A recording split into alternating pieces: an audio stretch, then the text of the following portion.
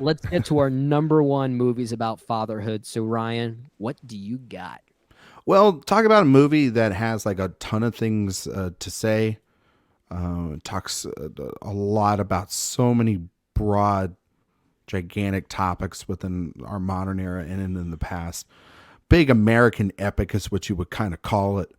But at the core of it also too is this father-son dynamic that is manipulated and then also discarded and betrayed and has a lot of interesting layers when you think about it. And that of course is in Paul Thomas Anderson's There Will Be Blood, Okay, which I was wondering where you were going with this because I yeah, felt like you were describing The Godfather, and it's I like you said, was. I know. This one crossed my mind, but fatherhood is like the 10th thing I think about. It When I think is, about but Will the Be Blood. more I think about it too, I think about it also from the standpoint of what HW means to Daniel Plainview in this movie.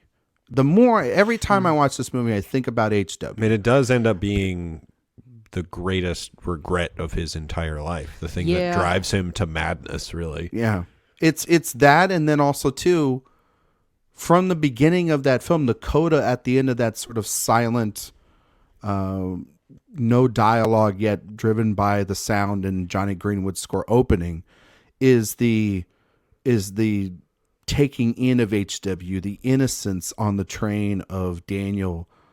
They're looking at HW not yet as a ploy to get into these homes of these desperate people, but of a man taking care of a child. And it's very innocent at this point. And then over time, HW becomes a part of the business, and he's the cute face at the front of this family business.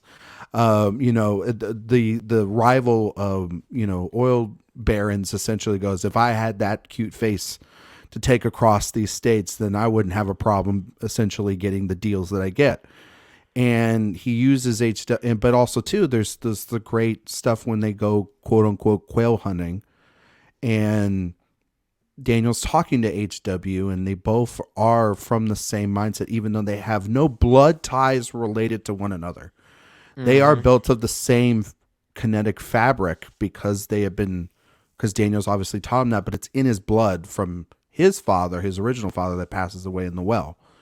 And yes, the biggest regret, Jay, you're absolutely right, in Daniel Plainview's life is the fact that in the time of his biggest producing monumental achievement of his career with that well busting open, his son essentially loses his hearing and he abandons him. I've And abandoned my boy. I abandoned my I've child. abandoned my child. And then he does it a second time by taking him to the hearing school bastard from a basket. and throws him away. And what is and his anger is to go at Paul Dano and said, aren't you a healer? Aren't you a vessel for the Holy Spirit? And slap him around. But it's to get out his frustrations of the anger that he has internally for allowing this to happen. And then, of course, when HW returns and he's so excited to see him, what does HW do if not slap him back in the face and say, and basically without words, that you did abandon me and that I needed you at my most vulnerable and you threw me away. And then, of course, like you guys had mentioned, there's the heartbreaking scenes at the end where there is this, he confesses in drunken anger. I wouldn't even, he just is at this point senile. The truth about HW and what is essentially, I do not believe to be the truth, but just the truth to get him out of his face. And it's The just whole to say the most flashback there is sort of the flashback is meant to cue us in as an audience that what Plainview is saying is really more for his own ego than anything else. And it's devastating. And, calling him the competition at the end, and saying you're lower than a bastard. Competitor. Yeah, you're lower than a bastard. And yet HW there at that moment, I'm going to go with my wife. I'm going to go to this rig and I'm never going to see you again. And it's so heartbreaking to see that. And I know, Jay, that yes, it could be the 10th thing on a list about There Will Be Blood, but it's also true at the heart. It really is about the downfall of Daniel Plainview stems from HW. And as a father, is that he's a broken man because he's a broken father, and it's because he was never equipped for any of this, and he dies alone essentially Yeah. because of the fact that of this relationship that is the one relationship in his life that's actually good, and it's gone. And he talks about how much he hates people, and there's a reason why. It is because of the fact that he doesn't treat them with any sort of Mm-hmm. remorse or kindness, and it's Yeah. devastating because HW is the only thing that people would really like Daniel Plainview for, and then by the end it's gone. And then so it's devastating, and not the best father obviously for a list, but it's definitely a cautionary tale to fathers, I believe, in how you Yeah. interact and regret having those with your children.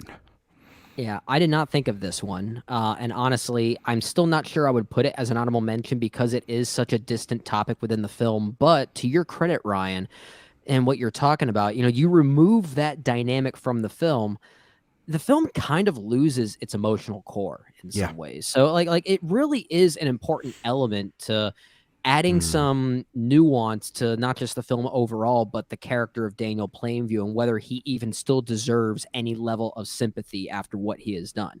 Yeah. And I do think having it there is still important. You can't remove it. The movie really falters without it. So, I mean, given that importance, I guess it's a fatherhood aspect that does warrant conversation. I'll There is simply say that. But also there is also Brendan in that massive speech, in front of the congregation. I think back, everyone always, like Jay mentioned, I abandoned my child. The Yeah. line is, I abandoned my child. And he says it twice, but the one that always gets me and kind of breaks me on the inside is, I abandoned my boy. Yeah. I abandoned, essentially, it's not something that Eli's telling him at this point. He's like, I've abandoned my boy. I abandoned him. And I know I did it, and I can never, ever, ever get that back. Get that trust back. It's lost. It's lost at that point. And it's something that's going to haunt him and chase him for the end of his life. Yeah. Good film. It's fine. It's a fine movie. I don't know. I need to watch that movie again. I was supposed to see it on 70 last year and I couldn't make it. Which was, I think, the fault of fatherhood is I think the main reason I couldn't go to that. Well, now, yep, it's officially a dad movie now. There you go. Evils of fatherhood, Yeah. rearing their ugly head. But You're probably thinking about Jet. This bastard in this basket prevented me from going to the movies. God, I wanted to see it on 70.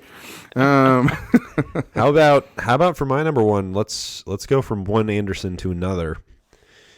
And I know where you're going with this. JD's One- he's gonna be happy, I bet. one of the most idiosyncratic filmmakers currently working, and this is, every time I watch this movie, as much as I like the stuff that he's making now, I'm just like, he's never going to top this, is he? He just, in my eyes, he's never going to top it. Damn it, And Jay, you're part going to make of me cry. the reason that he's never going to top it is because of the lead performance from one of the great actors of all time. If we get into a conversation and you're like, Gene Hackman is the greatest actor of all time, I will say, you're on to something there. You might be right. Okay. Because he is phenomenal in general, and especially phenomenal in The Royal Tenenbaums, a film that has this huge ensemble cast, but the main through line is about how Royal Tenenbaum himself has impacted this family. His demise has really resulted in everything that you see through this movie. His relationship with his children is what leads to attempted suicide. It's what leads to overly aggressive helicopter parenting. It's what leads to semi-incestuous love. It's what leads to a broken ex-wife. It's what leads to everything that you see in the film. As much as this film is about so many things going on in these individual characters' lives, they all kind of branch off of the way that Royal has impacted these people, neglected these people, abused these people to a certain extent. And it's also about how he kind of, despite his own impulses, finds a way to reconnect with his family. And it's tragic, it's heartbreaking, it's hilarious, It's touching. It is all of those things at once. I mean, when you see Ben Stiller and Gene Hackman in the middle of the street, and what does Ben Stiller say? Something along the lines of like, it's been a long year, Dad. It's been a rough year, Dad. Yeah. And it is, I mean, whew, it's a knockout. I know an you have absolute Chazzy. knockout. I know Yeah. Chazzy. Yeah. Oh, man. It is, as you know, an emotional gut punch that has rarely really been matched, and it's all because of, in that instance, Stiller, but also Hackman's finally kind of opening up to any extent whatsoever.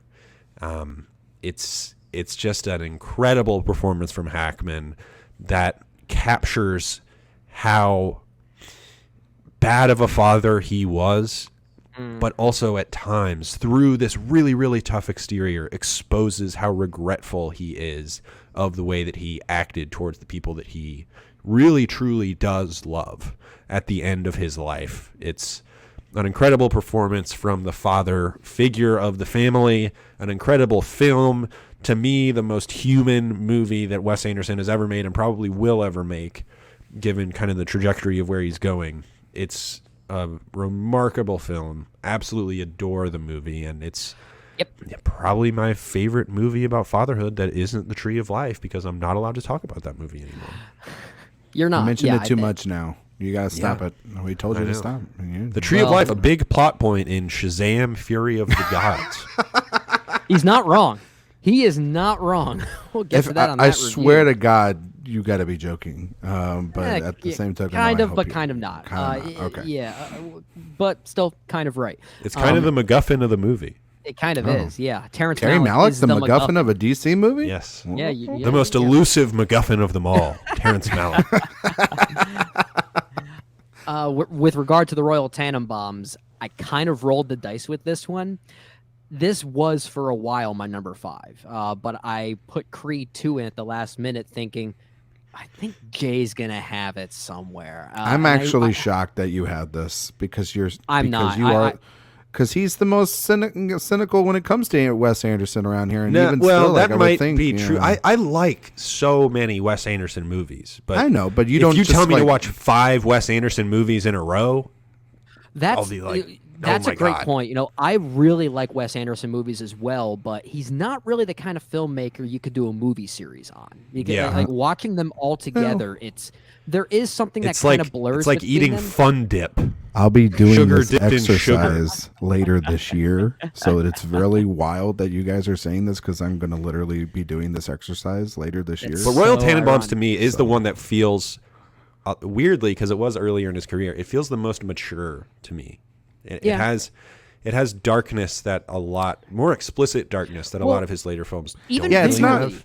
Even Yeah. visually, like it doesn't have as much of the like the dollhouse aesthetic that he's kind of known for. Like they're like the sense of place there feels a lot more open. It feels more lived in as opposed to being almost like designed to look like miniatures. And I think that kind of helps with a movie like that is meant to be a bit more tender I and agree. sincere. And I love that about it. No, I love the film too, Jay. It's not my favorite Anderson, but it's going into the rewatch. It's one that I desperately want to rewatch, and I just think of Hackman's performance and Stiller's performance too, alongside him in that scene. Luke throughout the Wilson film for too. me in that Wilson's great. Incredible. Kenny Glover's great, just in a couple of scenes too, and obviously Angelica Houston. Yeah, it's a great ensemble cast. Incredible needle drops too. Oh yeah, Yeah, I mean, good probably Lord. probably top 3 Anderson for me. I Yeah. do love Fantastic Mr. Fox and Grand Budapest Hotel, and honestly, between those 3, it really just depends on what my mood is. Honestly, Man, that's a top 3 right there. That's Yeah. probably mine as well. Anyway, from my number 1 movie about fatherhood, I mean, come on, guys. You should know I'm going to talk about Charlie Chaplin here. I mean, of course I'm going to talk about Charlie. Honorable mention for me. The I Great figured you Dictator. would have it. I Let's left go. it off. Great, the father of a certain nation. Yes, and, Gold Rush. Yeah. I am of course talking about the 1921 film The Kid, Yeah. which 1921. This film recently turned 100 years old. It's over That's 100 years crazy. now. It's insane, and this was Charlie Chaplin's first feature length film, which is kind of interesting to say given the fact that the film is just under an hour long by today's Yeah. standards. It's still a short film, but at that time it was his first feature length, and yeah, this one, I guess, is a little different than some of the ones I talked about on this list, but it's not too far off from other examples of movies about fatherhood. I think it was something you mentioned, Jay, the idea of the surrogate father, and Mhm. how that could be a powerful notion. And I think this is perhaps the best example of that specific thing. It's very indirect in its depiction of fatherhood because it doesn't feature a literal father and his child, but what I love about the film is that that doesn't make it any less real. And I think a lot of that too is the realism that existed behind the scenes while making the movie. Chaplin and young actor Jackie Coogan, who plays the titular kid, they had a genuine relationship off screen that then translated to the relationship that we see on screen. And that's why it feels so honest and real. I think it might be among the best examples of paternal love regardless of circumstance. I think that key aspect about circumstance and how that leads to a need to protect a young mind and an innocent child that has no idea of what his or her surroundings are, and the fact that this tramp doesn't have to do that. I think that's the beauty of this movie, is that he learns and chooses to do that as opposed to just feeling like he's obligated to. And I think that's the beauty of the film. It's not my favorite Chaplin film, but I think with regard to this emotional core here, I think it is one of his most honest and maybe one of his most meta, given his own relationship with Jackie Coogan. I think it's a beautiful film. Yeah, it's an all time classic. I don't need to say anything A great, else a great film. Yeah, it's one of my favorite Chaplins for sure. Top I think two or you like three. Modern Times the most, right? Modern Times is my favorite. Me too. I think I like The Kid more than City Lights, which I think Yeah, is the one think that you're supposed to think is the best. But, well, I mean, City Lights is my favorite, but I think of all the ones you watched, which I think were maybe 4 or 5 of them, didn't you put City Lights towards the bottom? yeah, I think me. I liked Gold Rush slightly more. I definitely Okay. liked City Lights more than The Circus. Ah, okay. Yeah, But guess I that like might the have been I it. like the Great I might Dictator. be forgetting one or a two. lot. That's. But I still haven't seen The Great Dictator. Or You really should, Jay. It's I'd be curious what you think about Limelight. That's a very interesting. yeah, one. Limelight. Yeah, That's one I need to cross off. Yeah. I have not caught up with that one. Yeah, very good film, very I good own director. it. You know, It's but good. you know. Watch it, man. Yeah. Just sit You down. know and watch what? It. That's your Bye, homework. everyone. You know,